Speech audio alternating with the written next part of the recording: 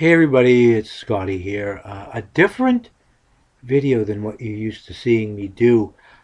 And I'm probably jumping off a cliff with this one. Very controversial subject right now. I just wanted to put my 2 cents in. I'll throw in a disclaimer, or at least a pre-qualifier. I'll probably end up asking more questions or causing you to think, hopefully, more than giving a definitive, this is how I feel. That's just the way I do things. I like to ask people questions.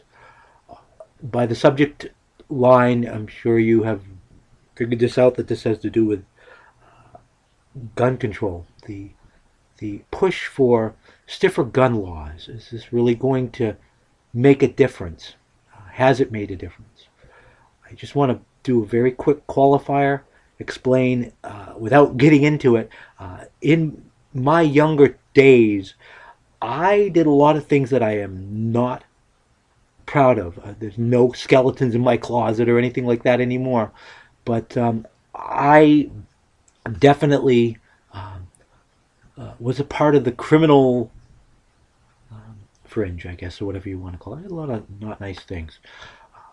In the 25 or plus years since, I haven't done that stuff. Went to college, got a degree in social work.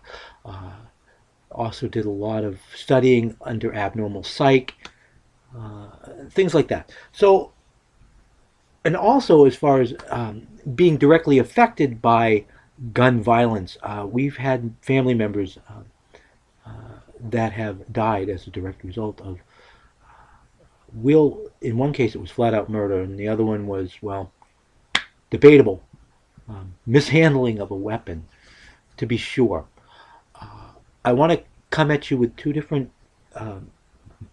thoughts, or two different perspectives. First, as a deviant, criminalistic kind of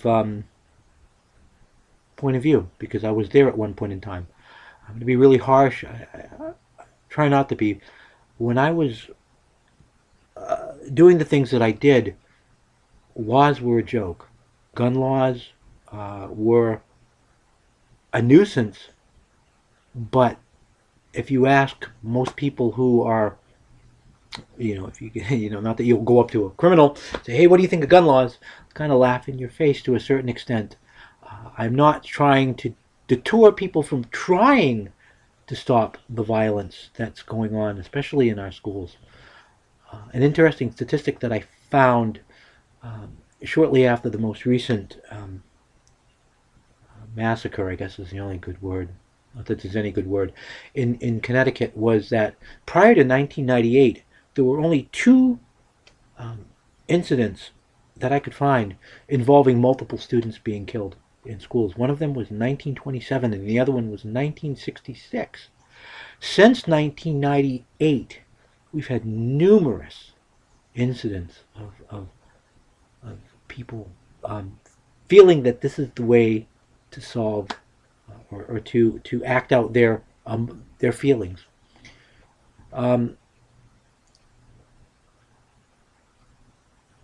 I'm not saying, I know I'm not going to get invited to the White House after I've made that statement, as far as I don't really believe that stiffer gun laws are going to do anything more than probably make it a little tougher for people who legally have the right and are good citizens who have no issues with guns. To get guns, it makes it a little tougher. If you're going to commit a crime and you're determined to do something, you're not going to go, oh shucks, I just can't do this because the law permits me. I mean, in the case of this person, I'm not certain of this, but in the case of this most recent killing, the person went and got them from his mother, who owned the guns legally. Gun laws wouldn't have helped in that situation. However, I want to bring up something. We're so set on agendas. You've got one side that's trying to pass these gun laws. You've got the other side that's just trying to defend the right to bear arms. And then you've got the people in the middle like me who are like, we got some big problems here with what's causing this. Why do people feel the need to express themselves, for the lack of a better term, in this manner? Um,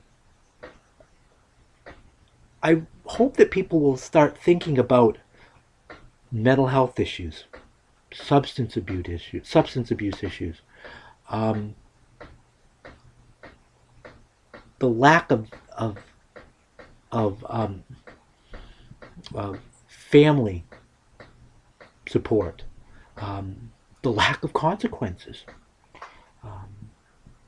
in our society. Um, I hope that people will do that because we really need to, for the sake of everybody, but especially the kids. 6 year olds shouldn't have to go to school and be afraid for anything, let alone fearing for their lives. Nobody should. Uh, I'm just going to, this is going to be my closing statement at my work. The night of the shooting, of course, everybody is talking about how horrific this was. This has been a violent year. People were just reviewing that and just saying how disgusted they were. And on the television was a program, which I will not um, say what it was, but this was the actual night of the Connecticut massacre. There was a program on where a child had been brutally murdered. I am talking brutally murdered. And everybody was wrapped up in that, like how interesting that was, and how the law was going to find the star of the show, who was the murderer. It kept focusing back on him. I'm just, I want you guys to ponder that for a little while. We're talking about similar incidents. Why? I guess I'll end with the question. Why is it so repulsing that 20 children would be shot to death? And it is repulsing. But yet, when a child is murdered on television, it's called entertainment because it's not real. It's just something to think about. Um, I honestly, I'm not probably going to check comments because I know this is going to be a firestorm, and I don't want to get involved. I just wanted to express my my thoughts, and my thoughts and prayers go out to anybody who has been affected from violence, be it domestic, be it anything. We can only hope and pray that next year maybe things will get a little better. But the politicians are not going to fix the problem. The people are going to fix the problem, and hopefully, if you can clean up your own backyard, if we can clean up our own backyards, maybe we'll make this place a little better place to be for all of us. Alrighty, I guess. Until next time, everybody, peace and love.